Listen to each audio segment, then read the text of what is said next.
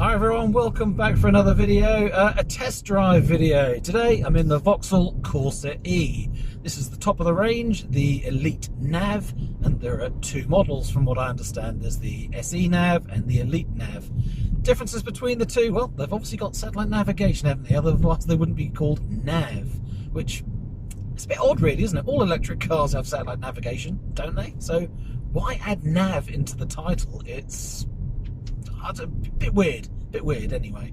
But top of the range, what does it get extra in here? Well, it's really difficult to tell actually, but I think it's heated seats, the more upgraded semi-leather seats, a little bit more plush interior, and I honestly don't know what else it comes as extra, but it's a few thousand more. So I'll put the details up on the screen about the two models of the Corsa-e so you can see what we're starting with. It's not a cheap car. I'm quite surprised how expensive it is. At, what is it, 26,900 and 30,900 for the two different models. So this car retails at £31,000 after the UK Grand. So one of the first things to talk about is why would you want to buy a Vauxhall Corsa in the first place? Well, I guess if you're in the super mini category, then you're comparing it to a Ford Fiesta, you're comparing it to a Mazda 2, a Toyota Yaris, you're comparing it to all these other super minis, including Mini, that are available. But what is it about the Corsa, the Vauxhall, that would make you want to buy it over all those other choices? Now, back in the past, I mean, I've had a Vauxhall Nova back in the day, in the 1980s, and I've had a Vauxhall Corsa when the first rounded sort of shape came out. So I have owned a couple of Vauxhalls, and at the time, the Vauxhall Nova, when I bought it, and the Corsa were better than the Fiesta in my mind. The engines were really good. They had a lovely sweet little 1.2 petrol engine, and the 1.3 petrol engine in the Nova was a brilliant engine. The 1.5 turbo diesel engine was great again by comparison to Ford, and I wasn't really into the other Japanese options, so Vauxhall for me was a choice. I went out and I deliberately bought the Corsa and the Nova. Now though, why would I go and choose the Vauxhall? Now, engine wise was one of the big reasons, you know, the miles per gallon and the performance of the engines in the past. But now, engine wise, Ford for example, I think do a much better job with their 1.6 turbo diesel engine, now the 1.5, and the little 1 litre turbo 3-cylinder. Their engines are really sweet, and the interiors of the Ford, I think, are better than the Corsa. Outside looks of the car, well, yeah, the Corsa isn't really appealing that much to me. So what is it about the Corsa that you would choose over the other manufacturers before you even think about this being an electric car?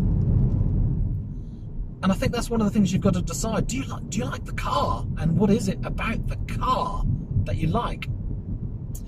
Let me move on to the electric side. And this car, I'm not sure if it specifies very well at all on the electric side. It says it's got a 50 kilowatt hour battery, 45 kilowatt hours usable, so I'm told, and has a headline range of 209 miles. Well, 209, you know, you start to think 200 plus mile range, that's a good functional practical EV. That's good. 0 to 60 times, does it say 7.6 or 7.9 seconds to 60? You know, it's under 8 seconds to 60. It's pretty quick. And if we just flick it into sport mode now, here we go. Yeah, that's a little kick in the back and really gets up and goes. In sport mode, that's pretty quick. In normal and eco mode, it's nice and sedate, and it's a bit of a sleeper car. You really can't tell that there's that performance there. So maybe that's a reason why you would want this, the electric Corsa, that it does feel quite nimble and sporty. And interestingly, there was no torque steer, there was no wheel spin. Let's have another go in sport mode. Well, there's the first fault I can find with the car. I'm trying to look to the right to see what's coming, and all I can see is this B pillar. It's completely in the way. Yes, so you do get wheel spin as you pull away. Nice and quick. So the performance of the car is quite good. You might like that. How did that feel? Well, it didn't feel sporty handling wise, but it didn't feel sloppy either. It was midway. It was all right. And I think that comes across a lot with this car, that doesn't really do anything brilliantly.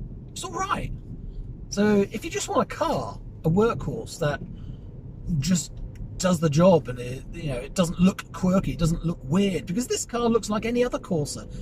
There's only a couple of tiny badges on it that differentiate it from the others, and the wheels obviously look a little bit different. But other than that, it just looks like a Corsa.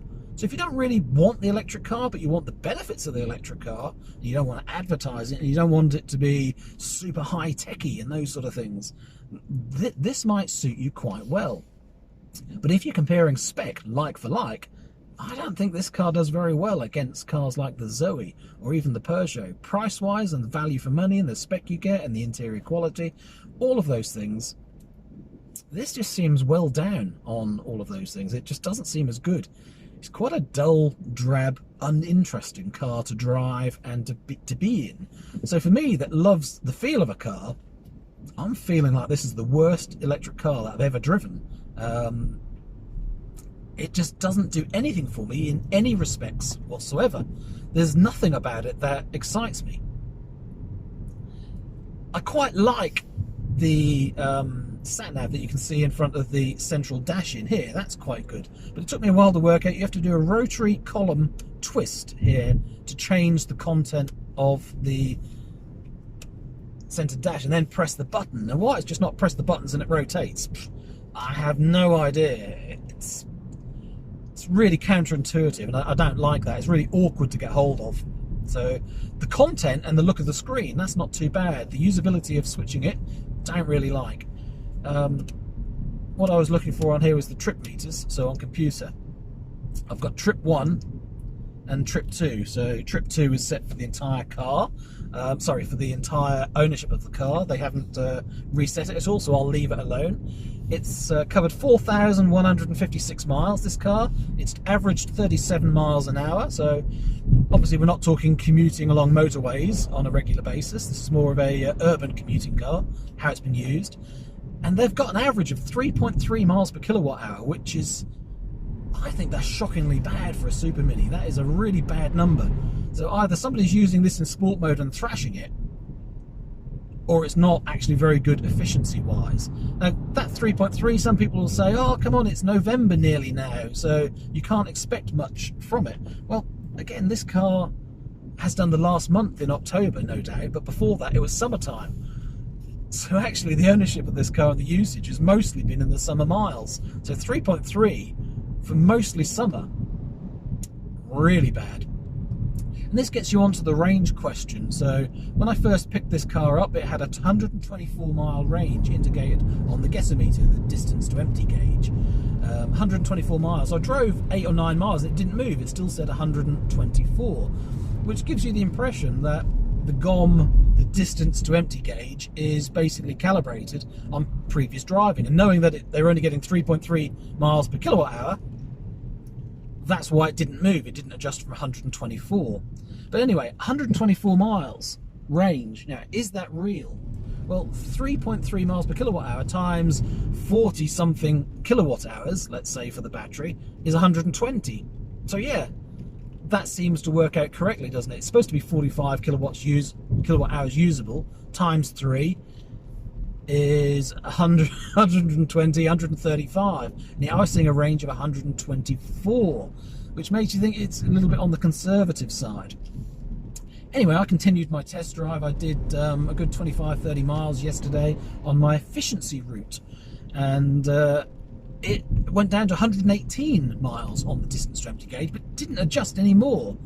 So I'd driven 35 to 40 miles, maybe a little bit more than 40, and it only dropped from 124 to 118. This morning, we've come out, we've done another 6 miles, and we're down to 105 miles of range now.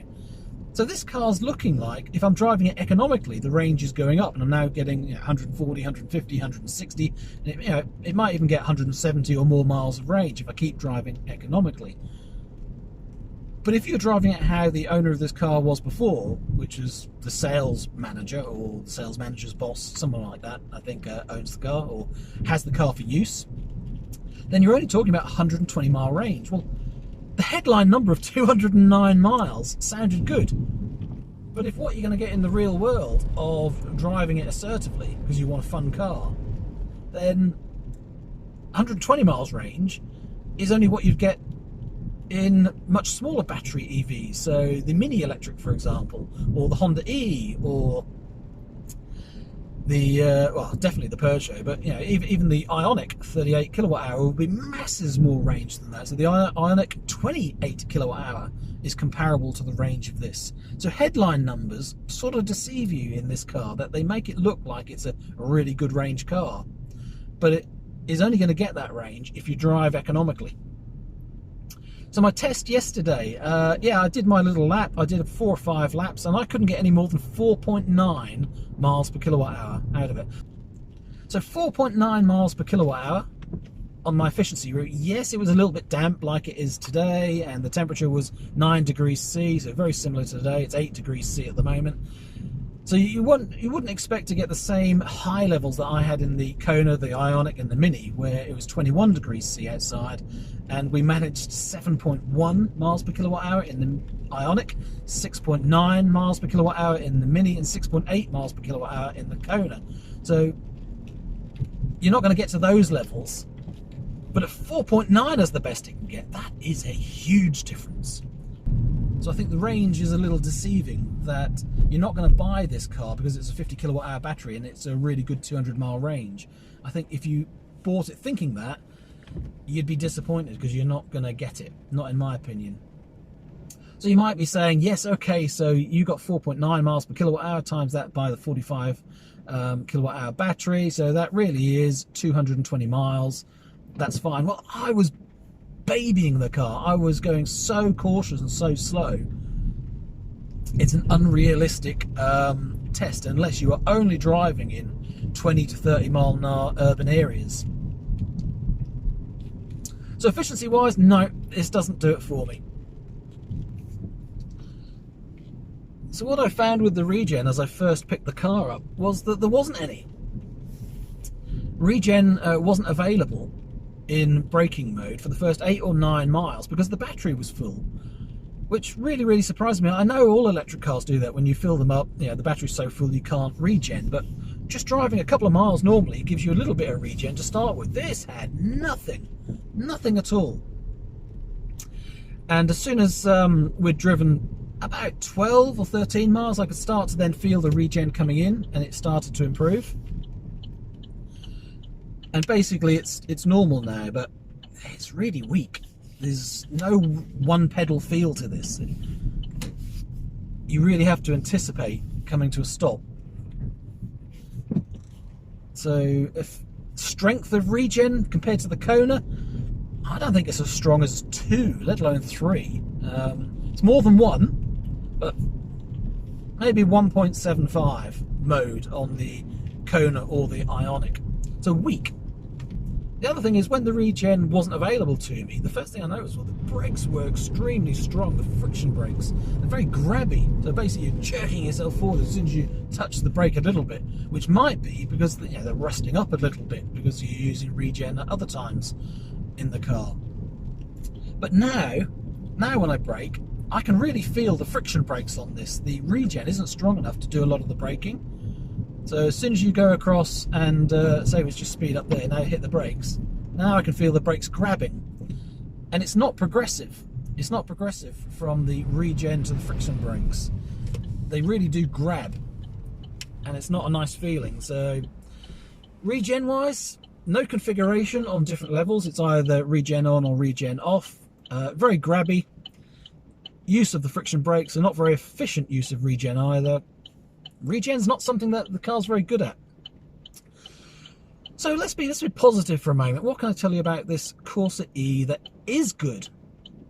Well, it rides really well, as in covers the bumps. So if you're looking for a comfortable car that goes over speed bumps well and covers potholes really well, then this is a nice car. It does that really well compared to the Kona and the Mini, which are both much firmer. They rattle and bump over lumps and bumps and speed bumps a lot more than this car does. So this is a nice, comfortable, well-sprung car.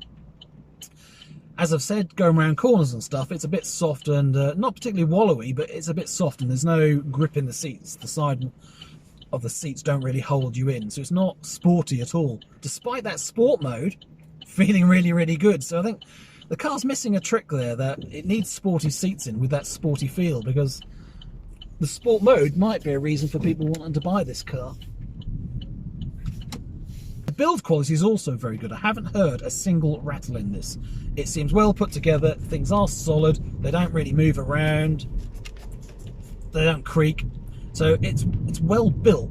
Material wise though, well, you know, it's one of the worst interiors of an electric car I've come across. This is top of the range, and you know, 30,000 or 31,000 pounds, it doesn't feel like it. This feels like a 20,000 pound car.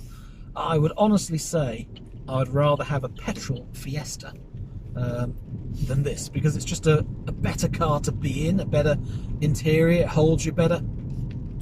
The only thing that this does better than, say, a petrol Fiesta is that, of course, it's electric, and we love electric cars, and you should all go electric. But it just doesn't do it very well. Anyway, back to good things. What else can I tell you about a good thing about the car? Hopefully it comes through on the audio on this, that it's quite quiet. All we've really got is a bit of road noise, and then in the background there is a whir, an electrical whir from the motor you can hear, and it's not like any electric car one that I've heard before. It is a little bit unusual. It almost feels like and sounds like the noise of a hub, a wheel rotating and grinding slightly, but just slightly, but it is an electrical whir. It's quiet enough though that you don't hear it most of the time, and therefore it doesn't worry me at all. I haven't heard the virtual engine noise, the noise that electric cars have to emit if they're under 20 miles an hour. I haven't actually heard that from inside the car, so that's a positive for the car, because they should be heard on the outside of the car. I don't like it being heard on the inside. So whether it's actually turned off in this car, which surely not, surely by default it can't be turned off. I thought that was law that they had to be on. Anyway, so that's quite good. But apart from those things, and the look of the dash, which, as we said, the look of the screen is very simple. There's really nothing to it. The speed is visible there, and there's a speed sign telling me what the speed limit of the road is. That's very good. The trip meter information is very basic and very clear. The sat nav, I haven't really played with that yet to see what it looks like, but it looks attractive.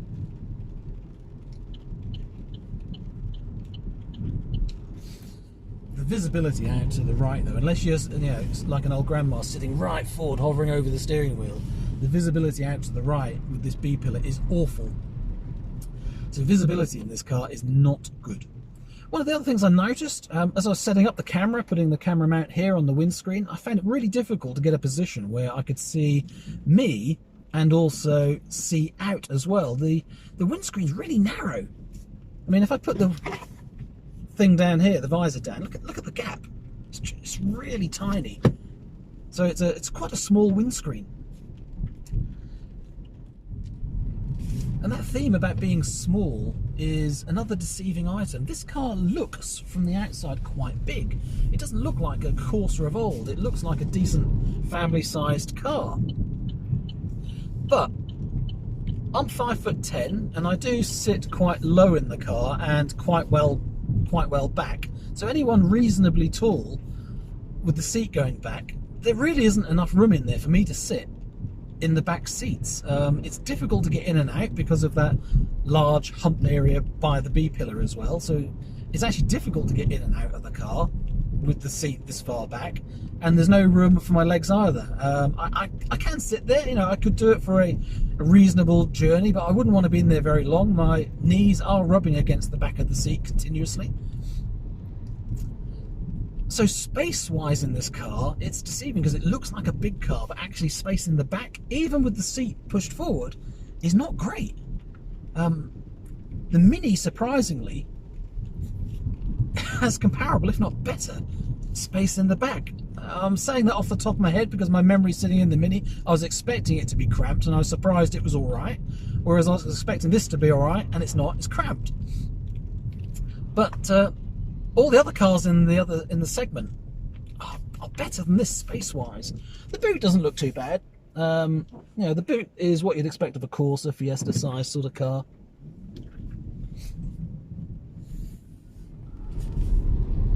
Obviously, it's not off proportions as the crossover SUVs like the Kona, the eNiro, the MG, any of those, and the Zoe's renowned for having a big boot as well, so it won't be as good as that.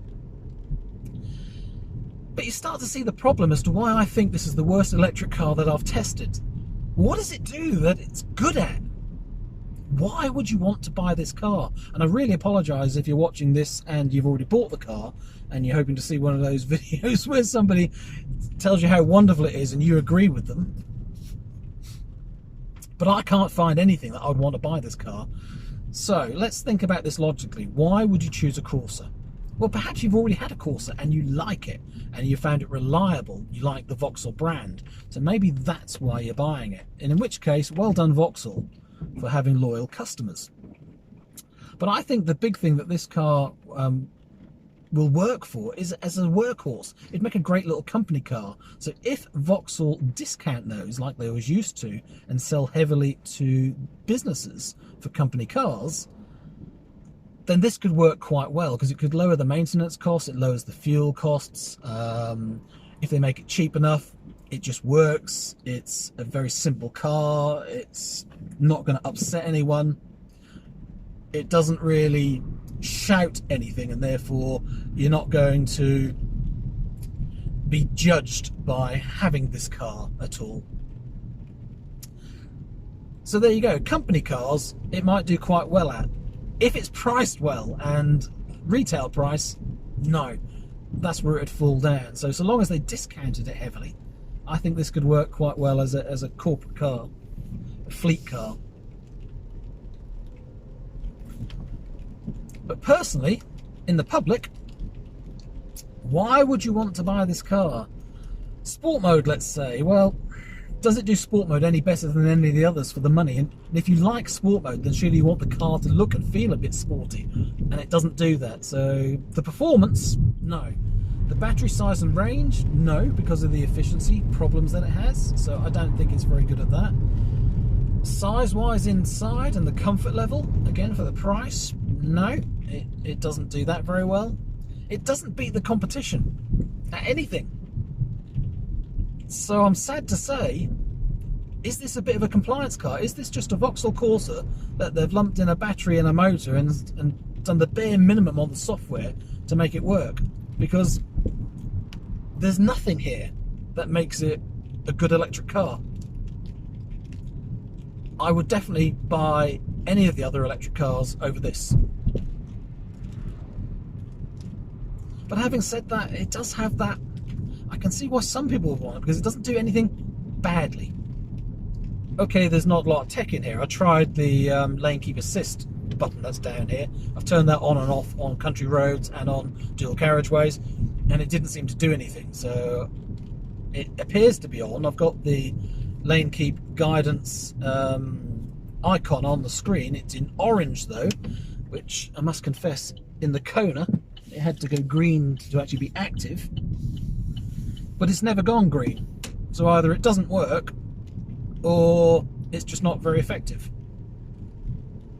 There's no auto steering, it's not keeping from the gutter, so I can't work that out. There's obviously some settings somewhere, or it just doesn't work. But that's another one of those things, isn't it? It doesn't seem to have a lot of tech that you want to fiddle with. Let's have a quick look at the efficiency. So yesterday I averaged 4.8 miles per kilowatt hour totally over my trip distance. We're now up to 35 miles travelled and it's averaging 4.7 miles per kilowatt hour. It's all urban, all slow driving. So that really is the best it can do. It's now gradually going down from the 4.9 that I did actually achieve yesterday. So I think we'd better leave it there really, because I can't keep inventing things that I like about the car or tell you more about the things that I don't like. So Vauxhall Corsa-e, if you want a car that doesn't stand out, doesn't do anything particularly brilliantly, but isn't particularly rubbish car, and are happy to spend £27,000 to £30,000 on it, then this could be the electric car for you. But if you've got any sense I'd shop around and try a few others, because there are better cars out there, better electric cars, and your money will be better spent on another one. I'm really sad to say that, but I can't think of a reason why I would recommend buying this car. And I think that's a first. Thanks for watching. Sorry it's a bit of a negative video, but it is what it is. And yep, if it's not very good, I'll tell you. Thanks for watching. See you again soon, everyone. Bye for now.